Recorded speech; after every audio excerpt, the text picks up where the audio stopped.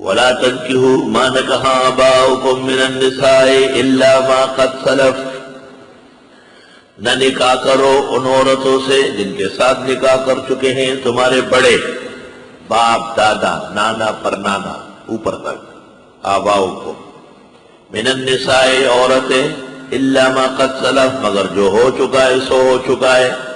زمانے جاہلیت میں باپ کی منکوحہ سے نکاح ہو جاتا تھا، توبہ۔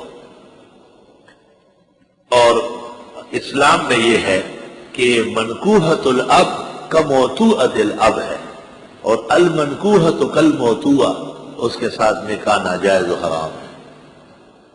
انہ کان فاحشۃ، یہ بڑی بے حیائی ہے کہ باپ کی بیوی سے نکاح، ومقتا، ناپسندیدہ بات ہے، وساء سبیلا، ناکارہ رواج ہے، وساء سبیلا، بری راہ و رسم ہے۔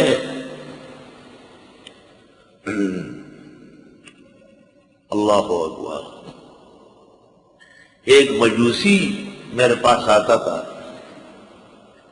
تو میں طالب علموں کو سبق پڑھاتا تھا، وہ بیٹھ جاتا تھا، گپ شپ لگاتا تھا۔ ایک دن اچانک دیکھا تو آنسو سے رونے لگا۔ میں نے کہا کیوں؟ اس نے کہا میری والدہ میرے والد صاحب کی بیٹی مجوس کے ہاں یہ افضل عبادت ہے۔ کہا میرے لیے بھی اس طرح ایک رشتہ ڈھونڈا گیا، میں نے انکار کر دیا کہ میں نہیں کرتا۔ حرمت علیکم امہاتکم، حرام کر دی گئی تم پر تمہاری مائیں، نسبی اور حسبی، وبناتکم اور بیٹیاں، واخواتکم اور بہنیں، وعماتکم پھوپھیاں، وخالاتکم خالائیں، وبنات الاخ بھتیجیاں، وبنات الاخت بھانجیاں، سب حرام۔ وامہاتکم اللاتی ارضعنکم، اور وہ مائیں جنہوں نے تم کو دودھ پلایا، شیردہ رضائی ماں، الرضاعۃ لحمۃ کلحمۃ النسب، واخواتکم من الرضاع، اور بہنیں رضائی، وامہات نسائکم، اور مائیں تمہاری بیویوں کے سسیاں ساسیاں، وربائبکم اللاتی فی حجورکم، اور وہ پرکٹیاں جو تمہاری پرورش میں ہیں۔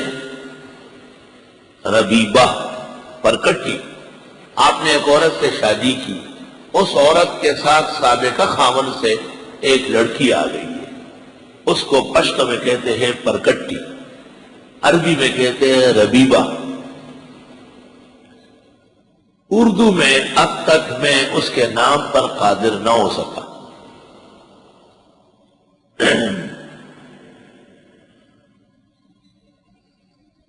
پشتو میں صرف ایک نام نہیں ہے، یہ دولہے کا نام نہیں ہے، بالکل ہے ہی نہیں نام ان کا، باقی سب ہے۔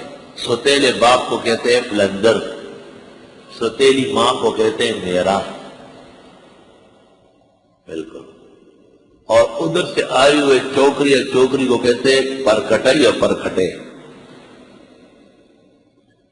تو چونکہ پرکٹی ظاہر ہے پشتو نہیں ہے، سنسکرت ہے، غٹ غٹ پٹ کٹ سٹ یہ سب سنسکرت ہے۔ پشتو میں سب سے زیادہ سنسکرت ہے، دوسرے درجے میں فارسی ہے، تیسرے درجے میں عربی۔ اس کا، اس کے، صفائے اس کی سے اس کا، فوراً، فارے یفور فوراً۔ اور زبانوں میں بھی ہے، وہ عربی اصل اللغات ہے۔ وَرَبَائِبُكُمْ، اور تمہاری وہ ربیبیں، اللاتی فی حجورکم، جو تمہاری پرورشوں میں رہی، اگر پرورش میں نہ بھی رہی تب بھی حرام ہے۔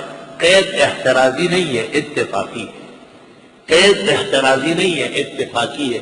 عام طور پر وہ ماں کے ساتھ آتی اسی کے پاس رہتی ہے۔ من نسائکم، تمہاری عورتوں میں سے، اللاتی دخلتم بہن، وہ عورتیں جن کے ساتھ تم مل چکے ہو، فإن لم تکونوا دخلتم بہن، اگر تم عورتوں سے ملے نہیں ہو، فلا جناح علیکم، پھر وبال نہیں۔ دیکھو پہلے فرمایا کہ باپ کی منکوحہ کے ساتھ نکاح حرام ہے، باپ اس سے ملا ہو یا نہیں، لیکن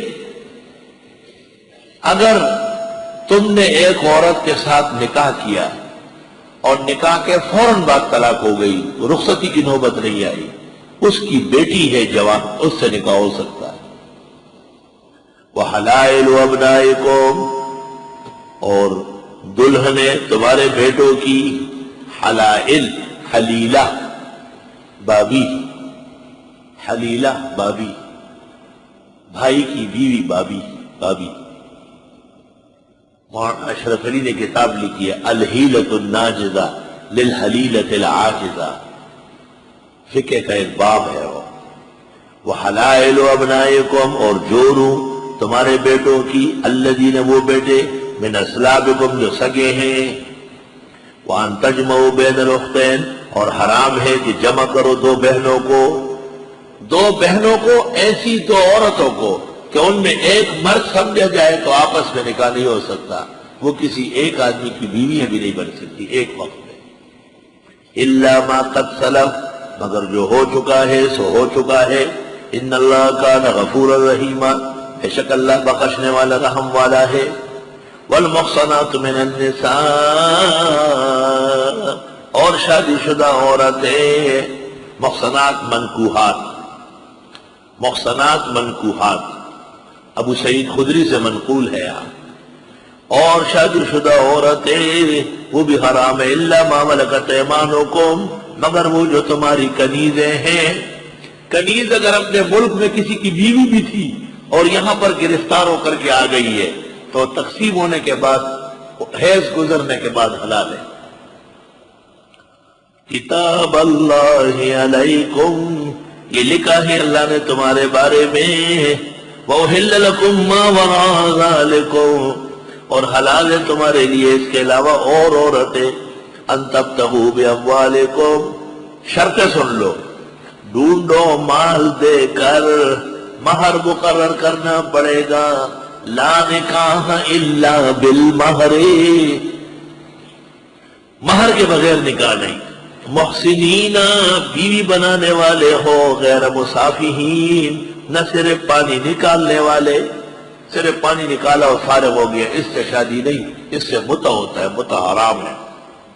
محسنین، بیویاں بنانے والے، غیر مصافحین، نہ وقت رکھانے والے، دو شرطیں، نکاح موقت غلط، فَمَسْتَمْتَعْتُمْ بِهِ مِنْهُنَّ، بس وہ جو تم فائدہ اٹھاتے ہو بیویوں سے، بیویوں سے فائدہ اٹھا لیا، فَآتُوهُنَّ أُجُورَهُنَّ، دے دو ان کو ان کے مہر، فریضہ جو مقرر ہو چکا ہے۔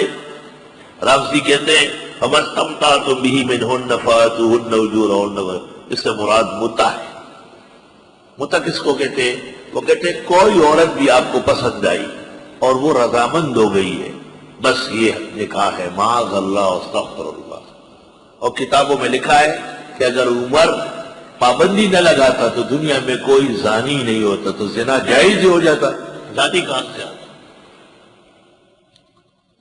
وہ جو تم نے فائدہ اٹھایا عورتوں سے، یہ نکاح ہو گیا، پر دے دو ان کا مہر جو مقرر ہے۔